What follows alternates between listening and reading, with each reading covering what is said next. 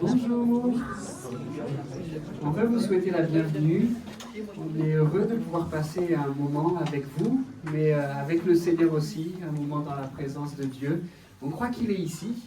Et si j'ai souhaité un bienvenue général, une bienvenue générale, je veux le faire aussi de manière toute particulière pour les personnes qui sont avec nous ce matin, peut-être pour là ou pour les premières fois. Ne soyez pas en souci, ça va bien se passer. On a préparé un programme tout particulier pour cette matinée. On veut mettre en avant celui qui a transformé nos vies, celui qui s'appelle Jésus-Christ. Il a mis dans nos cœurs un amour profond pour lui, parce qu'il nous a révélé combien il nous avait aimé le premier. Et c'est vraiment lui qu'on veut mettre en avant ce matin. On a préparé quelques chants, je remercie Rémi et son équipe. On a préparé un moment où on va pouvoir s'adresser à ce Jésus. Vous allez le voir, on a l'habitude de le faire à voix haute. On peut le faire dans le secret de nos cœurs, il l'entend aussi. Mais puisqu'on est ensemble là, on a pour habitude de le faire à voix haute, de remercier ce Jésus, de remercier ce Sauveur. Si vous avez envie de le faire, vous avez toute votre place pour le faire. Sentez-vous à l'aise, sentez-vous tranquille. On ne va pas vous juger, ou que si peu. Non, on ne va pas vous juger. Et votre prière sera belle. Et sans nul doute, elle fera plaisir à ce Jésus-Christ qui a tant fait pour nous.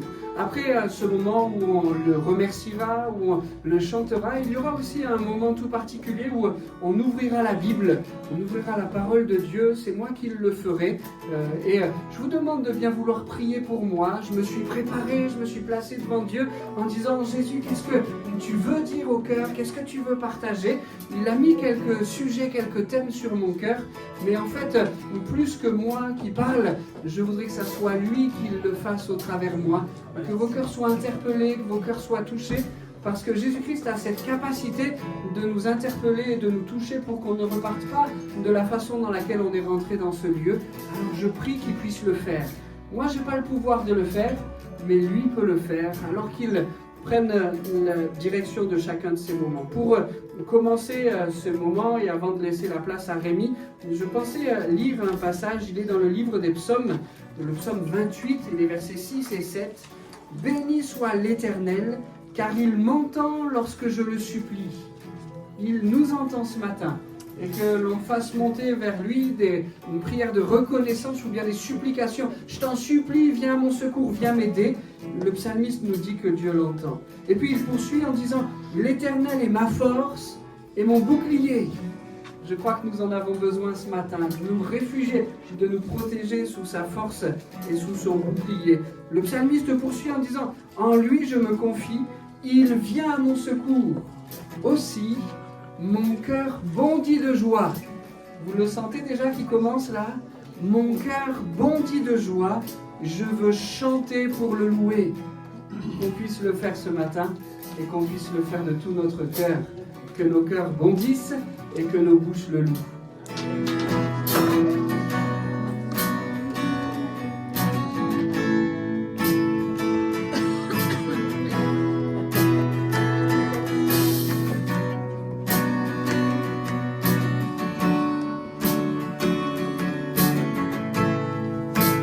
Connais-tu ce Jésus, que le début du cœur, qui peut évanouir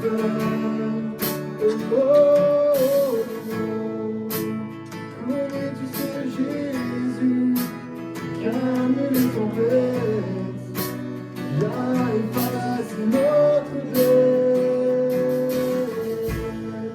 Il est ici parmi nous, il est ici parmi nous. Ouvre tes yeux et par ton cœur, qui suis parmi nous.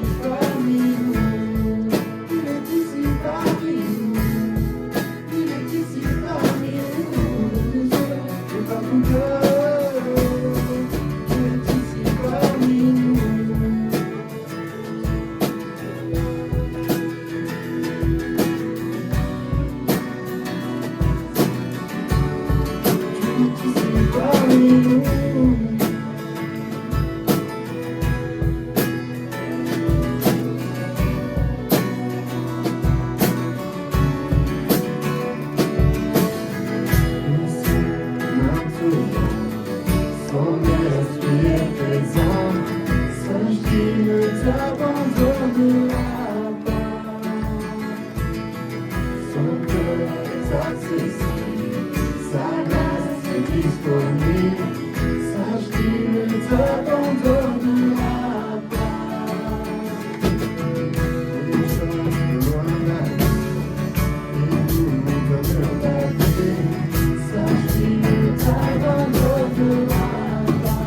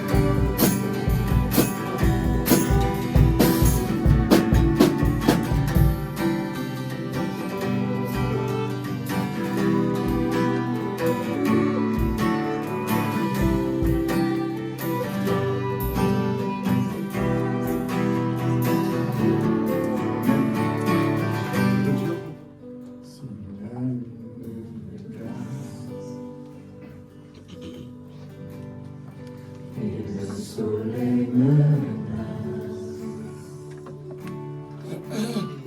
créateur des étoiles, mon secours est en toi. Si mes larmes ruissellent et que mon pas chancelle, créateur de la terre, mon secours est en toi. Je lève les yeux vers toi ce matin. Je lève les yeux vers les hauts sommets. Toi seul est mon Dieu. Je proclamerai.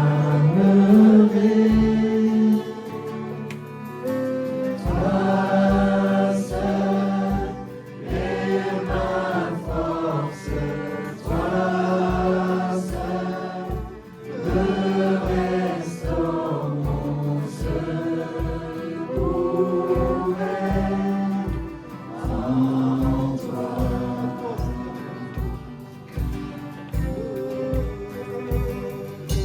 Toujours tu me portes, jamais tu me donnes mon secours est en toi. Si la peur m'envahit, et ton âme charnie, créateur de la vie, mon secours est en toi.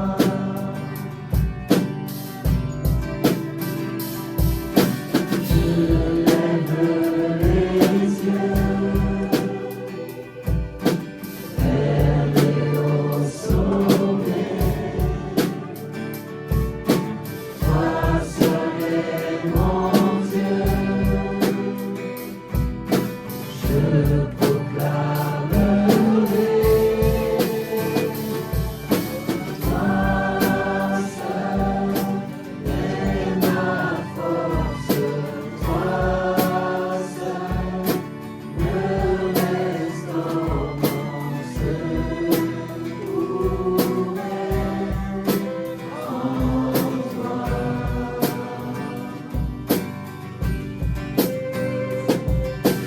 Toujours tu me portes, jamais tu me donnes mon secours est en toi.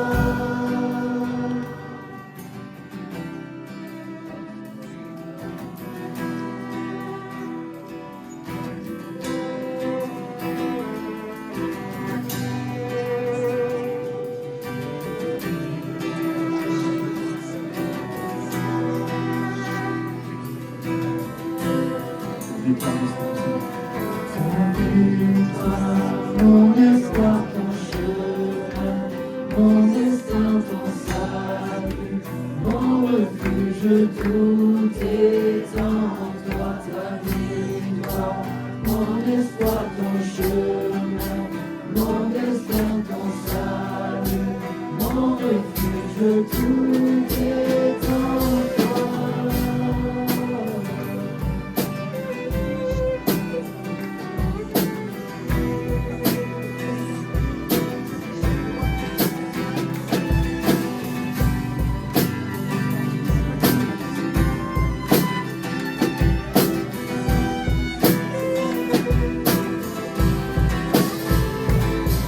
Ton victoire, mon espoir, ton chemin,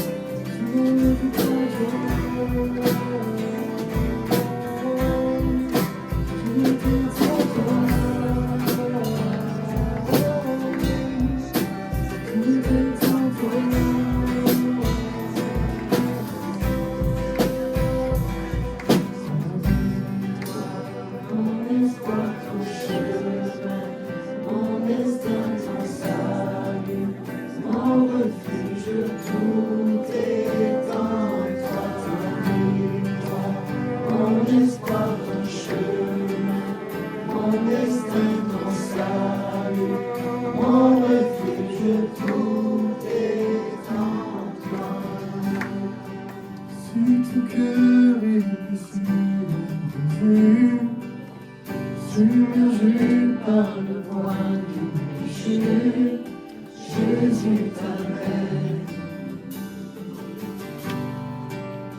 Te sens-tu épuisé par la nuit? As-tu soif de venir voir au puits? Jésus t'appelle. Monte de l'autel, le Père c'est maintenant ouvert. Il fait grâce, c'est le cri du sang précieux de Jésus.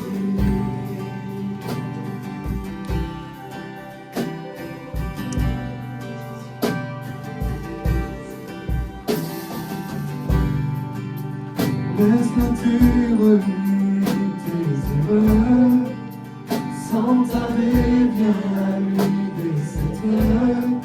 Jésus t'appelle. Pour tes plaies, il te donne la joie, et descend, il fait naître la nuit. Jésus t'appelle.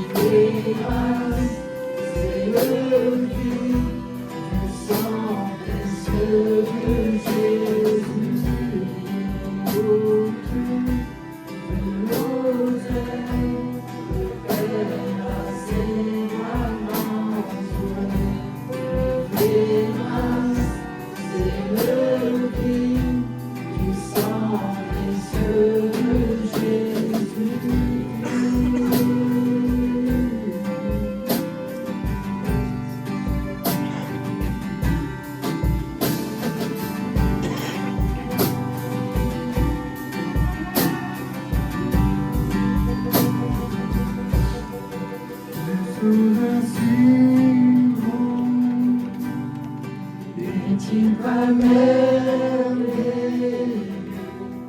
Chante Alléluia, Christ est vivant. Oh, viens devant lui, il est le seul Seigneur. Chante Alléluia, Christ est vivant.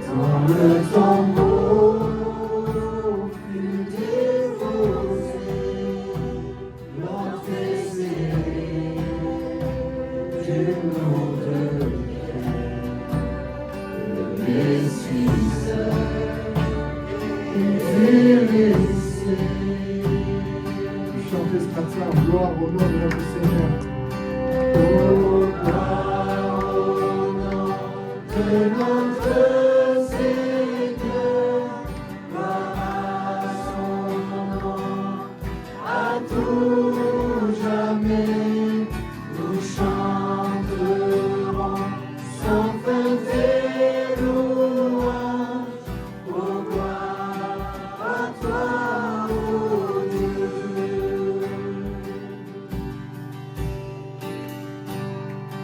Au matin du troisième jour, le Fils des cieux est ressuscité. La mort n'est plus, elle est vaincue. Les anges acclament, Christ notre roi.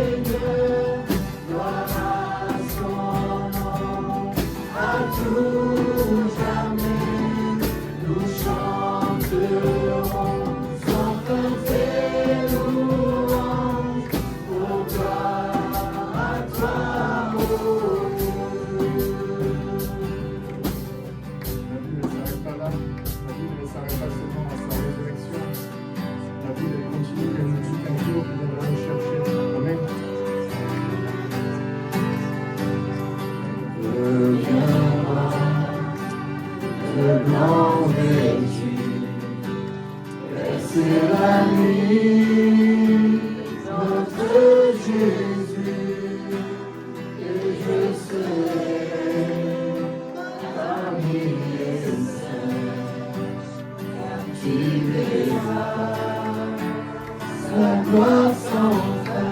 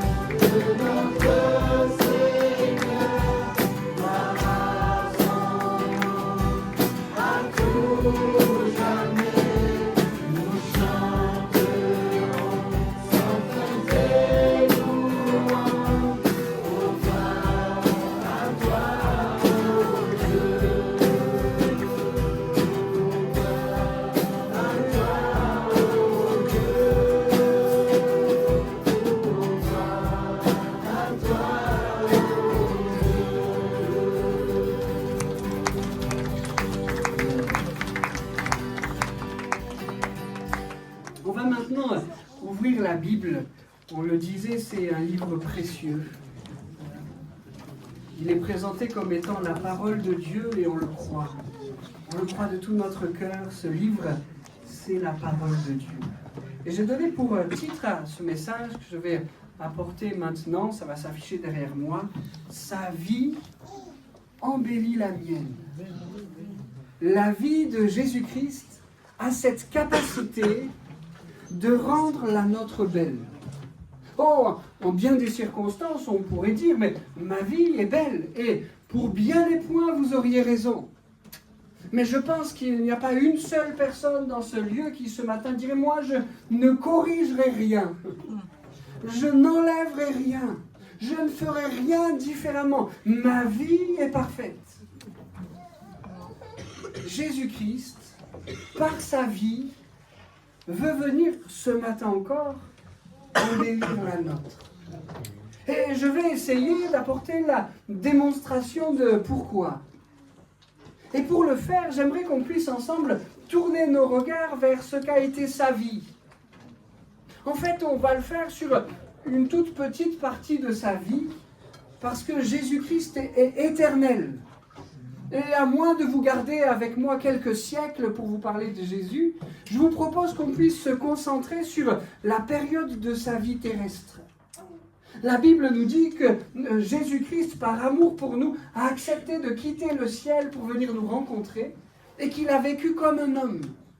Alors je vous propose qu'ensemble nous puissions regarder à quelques événements marquants de sa vie pour voir que cette vie merveilleuse et parfaite de Jésus-Christ a le pouvoir et la capacité d'embellir les nôtres.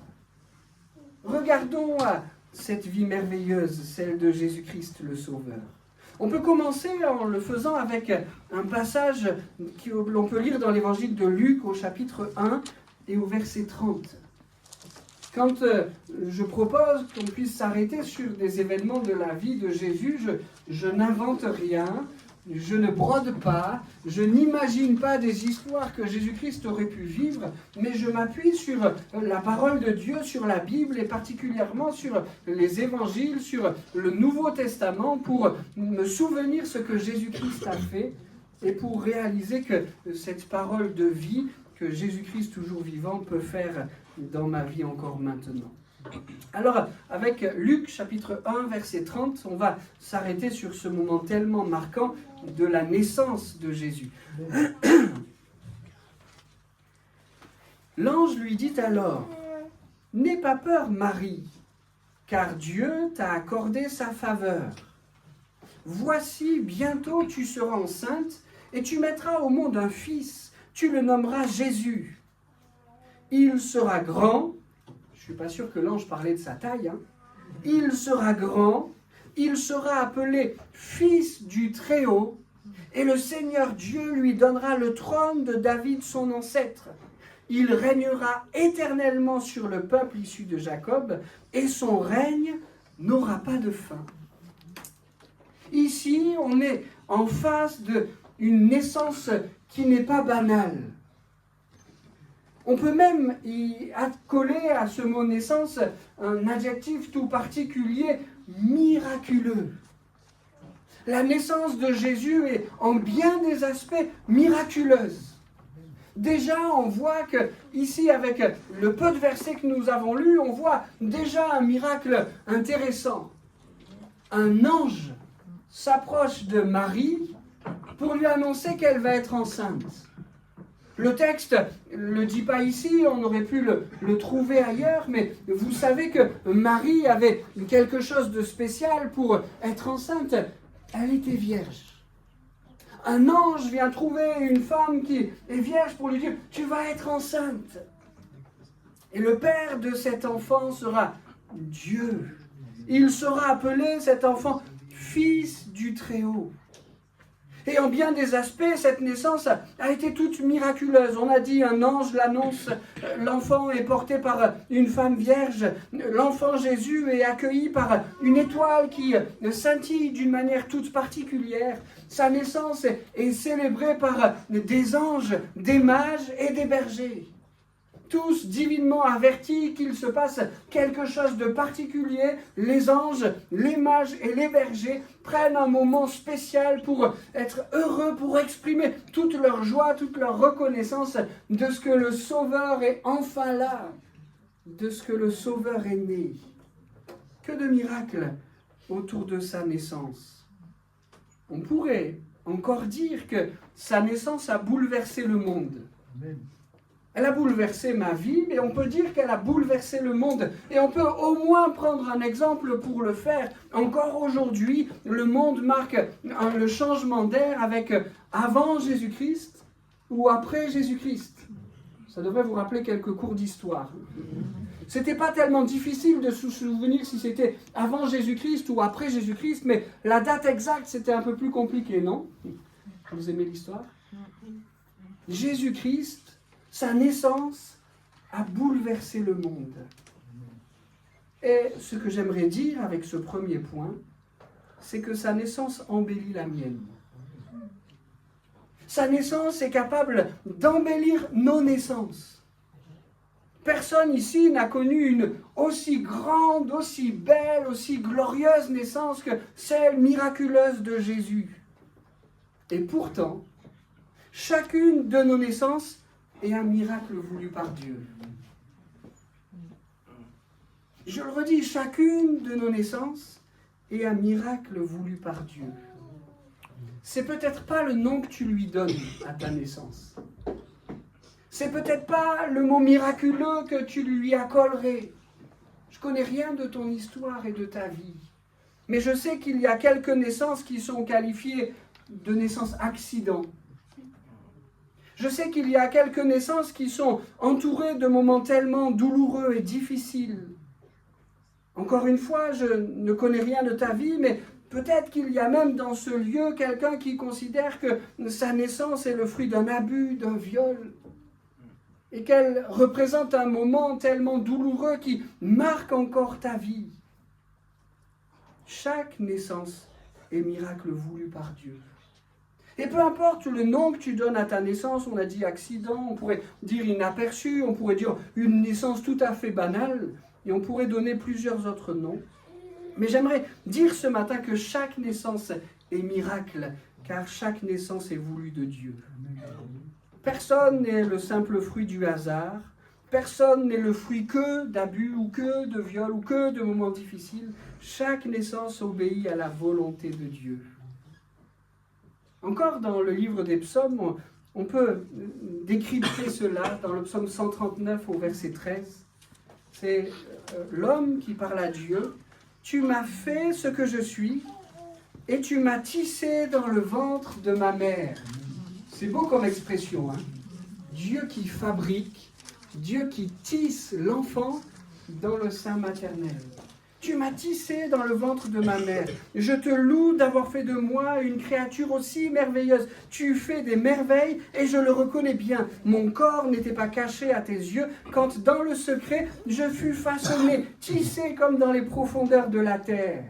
Vous savez, maintenant, avec les différentes échographies, les progrès de la médecine, on arrive à peu près à savoir ce qui se passe dans le ventre. Ici, tout cela n'existait pas. Et le psalmiste parle d'un lieu secret, là, dans le secret du ventre maternel. Toi, tu étais en train de me tisser. Il poursuit en disant « Je n'étais encore qu'une masse informe, mais tu me voyais, et dans ton registre se trouvaient déjà inscrits tous les jours que tu m'avais destiné, alors qu'aucun d'eux n'existait encore. » Chaque naissance est volonté de Dieu. Et chaque naissance, parce que la sienne a été miraculeuse, chaque naissance est aussi miracle parce que voulu de Dieu. Sa naissance miraculeuse, elle embellit la mienne. Sa naissance miraculeuse, elle embellit la tienne, parce qu'elle me rappelle que toute naissance est le fruit de la volonté de Dieu. Retenons ça. On peut maintenant aller vers un autre épisode particulier de la vie de Jésus. Et là encore, ça va s'afficher derrière moi. Des moments où Jésus-Christ va faire des miracles. Dans un but précis, avec une volonté particulière.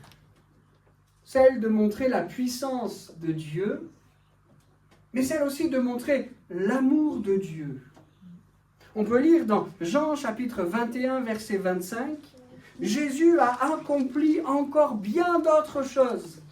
Si on voulait les raconter une à une, je pense que le monde entier ne suffirait pas pour contenir tous les livres qu'il faudrait écrire. » Dieu a fait beaucoup de choses. Et on pourrait mettre derrière ce mot « chose » un autre mot « miracle ». Dieu a fait beaucoup de miracles. Avec le verset que j'ai lu maintenant, c'est comme un verset qui résume en une phrase en disant « Jésus a tellement fait de choses, tellement fait de miracles qu'on ne pourrait pas tous les écrire. » Mais pourtant, plusieurs disciples qui étaient avec lui à ses côtés ont pris le temps d'écrire plusieurs miracles. Ici, ils nous rendent le témoignage qu'ils n'ont pas pu tous les écrire, mais ils en ont écrit plusieurs. Et je vais faire un petit exercice ce matin pour que je ne sois pas le seul à parler. Mais j'aimerais qu'on puisse ensemble se souvenir quelques miracles que Jésus a accomplis. Allez, levez votre main et j'amène le micro. Oui. Il a transformé l'eau en vin. Il a transformé l'eau en vin, ouais. C'est mon miracle préféré. C'est le premier. Je dis ça pour rire parce que je ne bois pas de vin. Un autre miracle? Oui. Il a guéri la femme À la perte du sang? à la perte du sang, voilà. La femme malade qui perdait continuellement du sang, il a guéri. Ouais, d'autres miracles? De l'homme qui était descendu du toit. Ah, parle pas sans mon micro. Ah, merci. Je sais pas comment le dire. Le paralytique qu'on a fait descendre. L'homme qu'on a fait descendre du toit au pied de Jésus, il était paralysé. Le Seigneur Jésus l'a guéri. Ouais. Les 10 lépreux. 10 lépreux. En une fois, 10 lépreux sont guéris à la parole de Jésus. Il a ressuscité Lazare. Il a ressuscité Lazare. Quel miracle extraordinaire. Il y en a d'autres? J'arrive, Pierrot. Il a guéri des aveugles, ouvert les yeux et certains lui aussi. Gloire à Jésus pour ça. Il a marché sur l'eau. Wow. Il a marché sur l'eau. Est-ce qu'il y en a d'autres qui vous viennent à l'esprit? Il a ressuscité. Il a ressuscité la fille de Jairus. Oui, une fille de 12 ans qui était morte. Jésus-Christ l'a ressuscitée. Il nous a sauvés de nos péchés. Le plus grand miracle, il nous a sauvés de nos péchés. Oui, il a pardonné nos péchés. Ok.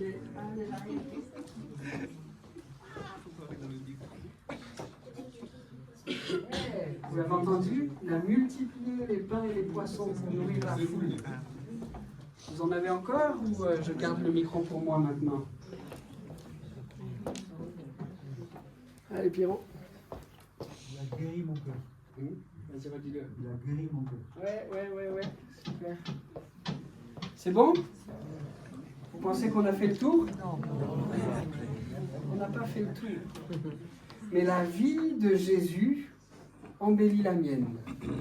Et si on prend le temps de réaliser cette caractéristique toute spéciale de ce qu'a été sa vie, il a fait tant et tant de miracles, eh bien ça a le pouvoir d'embellir la mienne. Pourquoi est-ce que Jésus a fait tous ces miracles? On pourrait essayer de prendre le temps de réfléchir à ça. La première chose que je pourrais dire, c'est pour montrer l'amour de Dieu. Les chefs religieux de l'époque avaient oublié l'amour de Dieu et ils n'avaient retenu de Dieu que sa potentielle rigueur, sa potentielle condamnation, ses exigences. Et Jésus vient ici pour montrer un Dieu qui est puissant, pour prendre soin de ceux qui sont dans le besoin. Et il accomplit des miracles pour rappeler à l'homme, mais Dieu t'aime. Et il veut intervenir dans ta vie, il veut soutenir ta vie, il veut agir pour toi. Pourquoi est-ce que Jésus a fait des miracles? Certainement aussi pour montrer la puissance de Dieu. Et chacun de ces miracles sert aussi à ça. Montrer que Dieu n'est pas limité, mais qu'il a un pouvoir extraordinaire, merveilleux, qu'il veut mettre à la disposition des hommes parce qu'il les aime et parce qu'il veut agir en leur faveur.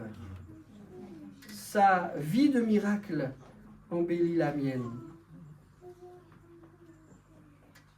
La Bible dit de Jésus, il est le même hier, aujourd'hui et éternellement. Et ce Jésus qu'on a décrit hier comme faisant des miracles, changeant l'eau en vin, en marchant sur l'eau, en multipliant les pains et les poissons, en guérissant les aveugles et les muets, etc., ce Jésus-là, il n'a pas changé. Et si hier, les yeux des hommes ont été remplis d'admiration de voir un Jésus qui faisait tant de choses, nous pouvons le voir, nous pouvons toucher du doigt ce Jésus qui aujourd'hui encore est capable de grands miracles. Et sa vie de miracle embellit la mienne parce qu'elle me permet de placer ma foi en un Jésus qui pourra intervenir dans ma vie, en un Jésus qui pourra agir pour moi, en un Jésus qui n'est pas limité, mais en un Jésus qui peut tout. Sa vie veut embellir la nôtre en faisant de nous des hommes et des femmes qui s'attendront à son miracle dans nos vies, dans nos corps et dans ceux qui sont autour de nous. Amen. On peut aller vers le point suivant, un autre événement tellement marquant de sa vie. Et ce que je m'apprête à dire maintenant peut sembler très étrange. D'ailleurs, je conseille à personne de le dire à quelqu'un d'autre ou le dire en parlant de quelqu'un d'autre. Ça pourrait être vexant. Et je m'apprête à dire que la mort de Jésus embellit ma vie. Ne le dites pas pour la mort de quelqu'un depuis qu'il est parti. Ça embellit ma vie. Ne le dites pas. Je crois qu'on peut le dire sans se tromper de Jésus. Sa mort embellit ma vie. Il y a un passage dans les Colossiens au chapitre 1 et au verset 20 qui dit « Et c'est par lui que Dieu a voulu réconcilier avec lui-même l'univers tout entier, ce qui est sur la terre, ce qui est au ciel, en instaurant la paix par le sang que son Fils a versé sur la croix. » La croix a le pouvoir d'embellir ma vie. Et pourquoi ? Parce que par la croix, c'est le seul moyen d'être réconcilié avec Dieu. Comment ça ? Réconcilié avec Dieu. Est-ce que Dieu est fâché contre moi ? Dieu n'est pas fâché contre toi, contre moi, mais il est fâché contre le péché. Dieu est tellement saint qu'il est impossible que le péché soit admis en sa présence. Et comme tous les hommes ont péché, c'est pas moi qui le dis, c'est la Bible, eh bien aucun ne peut rentrer dans la présence de Dieu. Et c'est pour cette raison que l'on dit qu'on a besoin d'être réconcilié avec Dieu. Il faut traiter en nous la question du péché pour pouvoir à nouveau être admis dans la présence de Dieu. Jésus, lui, n'a commis aucun péché. Et il a vécu sans commettre aucune faute. Et au lieu de profiter seul de la présence de Dieu, il a accepté de dire « Je vais mourir à la place des coupables. Moi, innocent, je meurs pour ceux qui ont péché, afin qu'ils puissent être pardonnés. » Et parce que Jésus-Christ est allé jusqu'au bout de la croix, parce que le seul juste est devenu coupable à la place des hommes pécheurs, nous pouvons alors être pardonnés et réconciliés avec Dieu. Et c'est en ce sens-là que je dis que sa mort a le pouvoir d'embellir ma vie. Parce que Jésus est mort, je peux être pardonné. Parce que Jésus est mort, je peux être réconcilié avec Dieu. Parce que Jésus est mort, parce qu'il a porté les conséquences de mon péché, je peux avoir le cœur et la conscience clairs. Sa mort a le pouvoir d'embellir ta vie.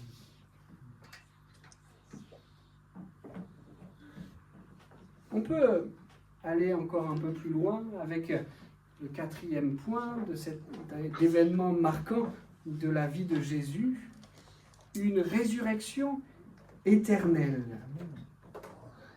En fait, il n'était pas possible que Jésus reste mort. Après avoir donné sa vie pour le pardon des pécheurs, Dieu a ressuscité Jésus. J'aurais pu choisir plusieurs textes qui en parlent. J'ai choisi de prendre celui de Acte 2, chapitre 2, verset 24. Dieu l'a ressuscité en le délivrant des liens de la mort parce qu'il n'était pas possible qu'il fût retenu par elle. 3 jours après sa mort, et bien que les hommes voulaient le retenir dans le tombeau, le retenir mort, et qu'ils avaient mis devant son tombeau une garde armée pour que Jésus-Christ ne puisse pas sortir de ce tombeau, bien qu'une grosse pierre ait été roulée devant ce tombeau et que cette grosse pierre n'était à leurs yeux pas suffisante pour que Jésus soit retenu par la mort, ils ont scellé cette pierre. Une pierre scellée. Une garde armée n'a pas retenu Jésus dans la mort. Et la Bible nous signale que Jésus-Christ est ressuscité. Il a vaincu la mort. Il est apparu vivant à plusieurs disciples.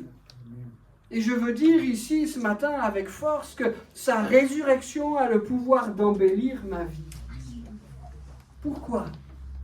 Parce que sa résurrection est la promesse de ma vie éternelle.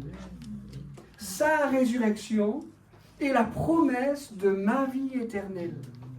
La Bible signale que le ressuscité, Jésus, reviendra pour emmener avec lui dans l'éternité, dans la vie éternelle, tous ceux qui auront cru en lui. Je suis d'accord avec vous, ça nécessite de la foi que de le croire. Mais pour celui, celle qui met sa confiance en Dieu, pour celui, celle qui regarde Jésus en croix, pour celui, celle qui croit que par la puissance de Dieu, il est ressuscité d'entre les morts, pour celui ou pour celle-là, Dieu fait la promesse d'une vie qui ne s'arrête pas. Oh, bien sûr, on va mourir. Excusez-moi. Vous comme moi. À moins que Jésus-Christ ne revienne avant. Mais pour celui et celle qui sera mort en Jésus, avec Jésus-Christ dans le cœur, une vie nouvelle commencera. Et sa résurrection a le pouvoir d'embellir ma vie. Quelle espérance as-tu dans ton cœur pour ce qui se passe après la mort? Et la résurrection de Jésus a le pouvoir d'embellir ta vie parce qu'elle a le pouvoir de donner une espérance à ce qui se passe après la mort. Merci Seigneur pour ça. Les disciples ont cru que Jésus-Christ était ressuscité. Ils l'avaient vu mort. Ils avaient vu les clous plantés dans ses mains. Ils avaient vu la lance s'enfoncer dans son côté. Ils avaient vu que la vie l'avait quitté. Et c'était certainement pour eux le plus difficile à croire que Jésus-Christ était ressuscité. Et pourtant, ils l'ont cru. Jésus s'est montré vivant à eux à plusieurs reprises. Les disciples ont cru en sa résurrection et ensemble, ils ont voué leur vie à transmettre cette vérité.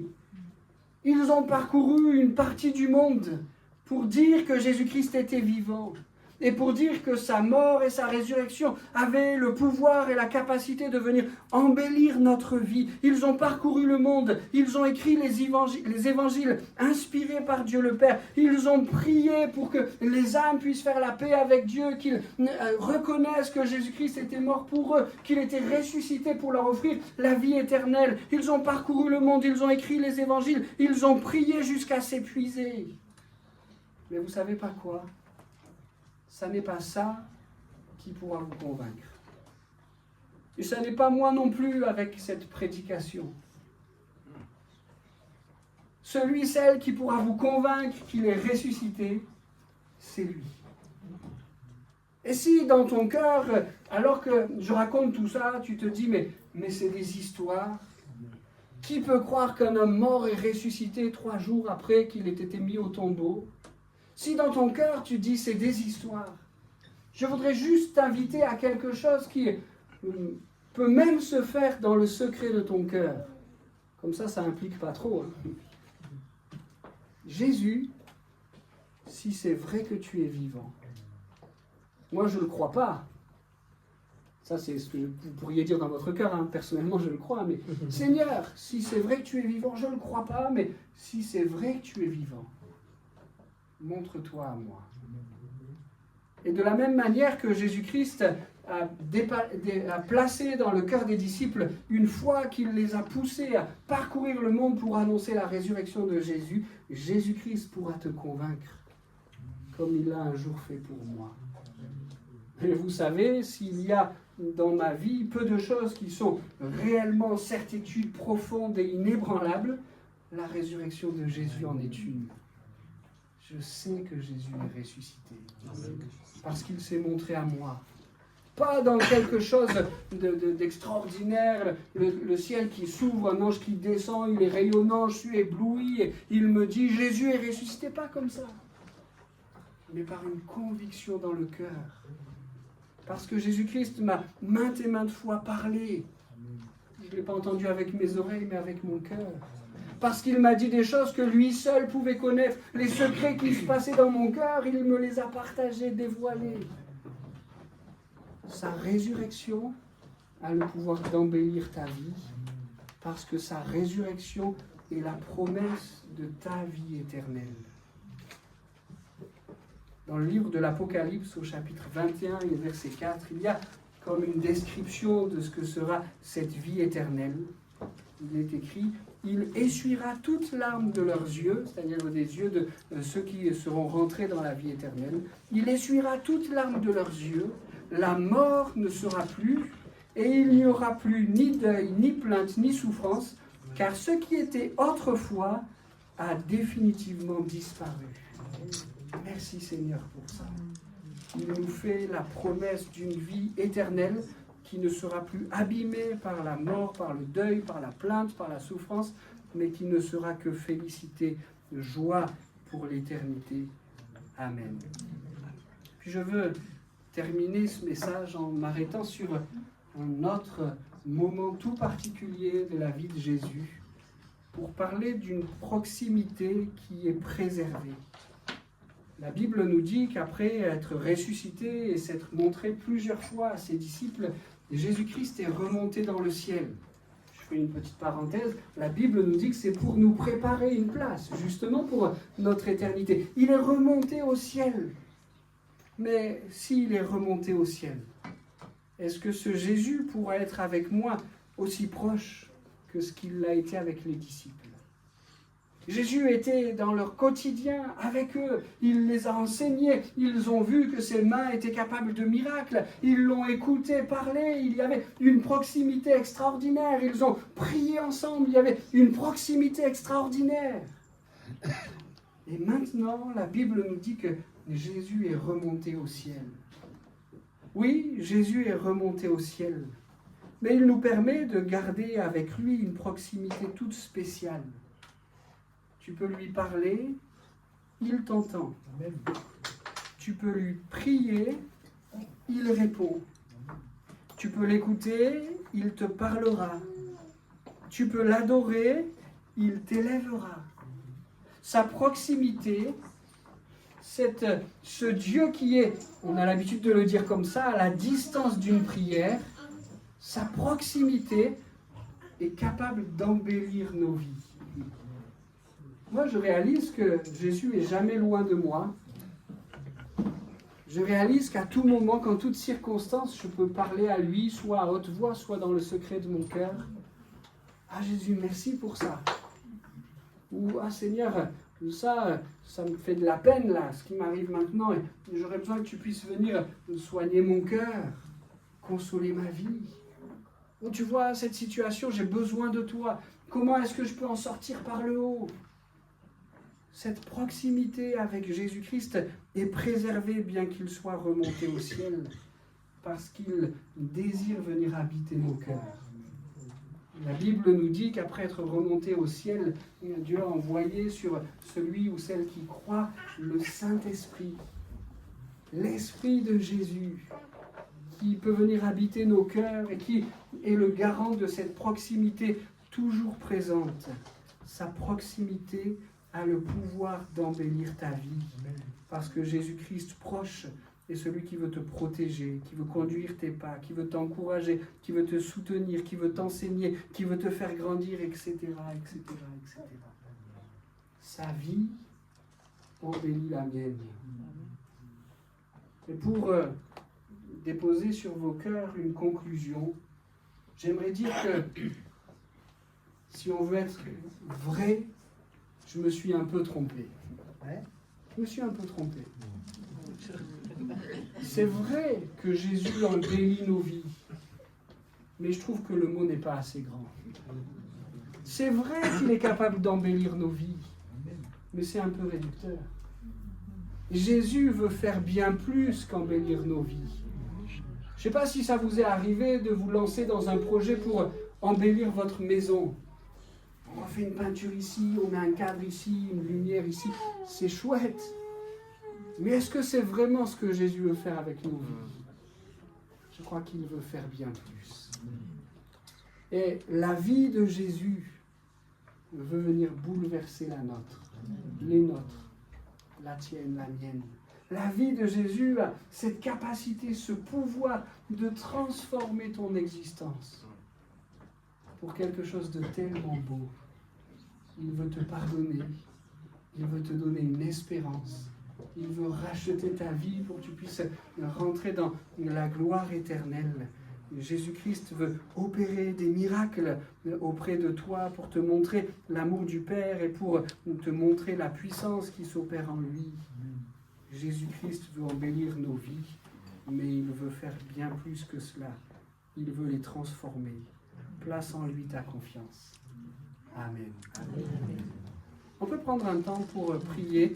Je ne l'ai pas annoncé aux musiciens, je ne sais pas si ça va être possible, mais si c'est possible, on pourrait rejouer le chant là, je viens vers l'autel pendant que je prie. Et puis, après ce moment de prière, je vous demanderai si vous souhaitez que je puisse prier pour vous, et on terminera cette matinée comme cela. Seigneur Jésus, merci pour qui tu es. Merci pour ta vie. Tu n'as pas hésité à quitter le ciel pour venir vivre sur terre.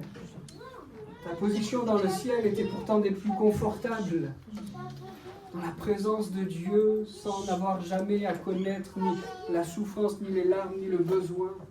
Mais tu as accepté de quitter cette position pour venir vivre sur terre, connaître la douleur, la souffrance, même la mort atroce de la croix. Tu as accepté tout ça parce que tu voulais embellir nos vies, transformer nos vies et nous donner un avenir éternel. Nous voulons te dire merci pour ça. Merci pour ta proximité. Merci pour ton amour. Merci pour ta puissance. Merci pour le pardon que tu m'as accordé. Et Seigneur, on veut s'attendre à toi encore ce matin. Et on veut te demander d'agir encore ce matin dans les cœurs et dans les vies que nous représentons. Nous avons tendu l'oreille vers toi. Certainement que ce que nous avons entendu est en train de descendre sur nos cœurs. Mais nous ne voudrions pas que ça disparaisse et que ça nous laisse comme avant. Et nous voudrions, Seigneur, que nous puissions nous laisser transformer par toi. Je sais que tu nous aimes tellement que tu ne feras pas cela sans notre autorisation. Tu ne te donnes pas l'autorisation de forcer la porte de nos cœurs pour venir t'y installer. Tu te proposes et tu attends notre autorisation. Mais Seigneur, je sais que s'il y a dans ce lieu des hommes et des femmes qui, dans le secret de leur cœur, te disent maintenant, Jésus, viens embellir ma vie. Viens transformer ma vie, viens rentrer dans mon cœur. Et je sais que s'il y en a qui font monter vers toi cette prière, tu le feras. C'est pourquoi je te remets ces instants. Et alors que nous allons chanter ce cantique qui est à ta gloire, je veux te demander d'agir, d'intervenir. Nous sommes à ton écoute et nous voulons te laisser intervenir, agir dans nos cœurs et dans nos vies. Amen.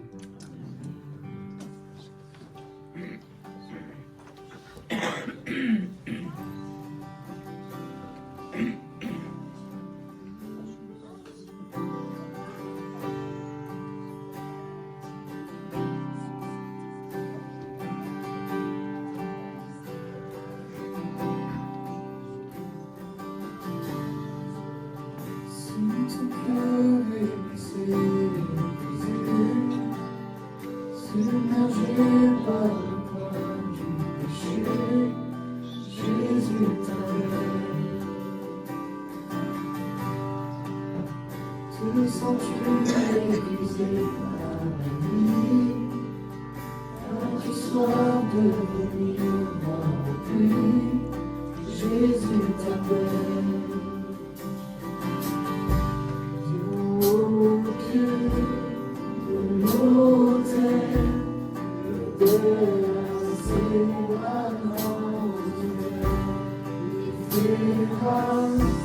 C'est le guide qui semble les yeux de Jésus.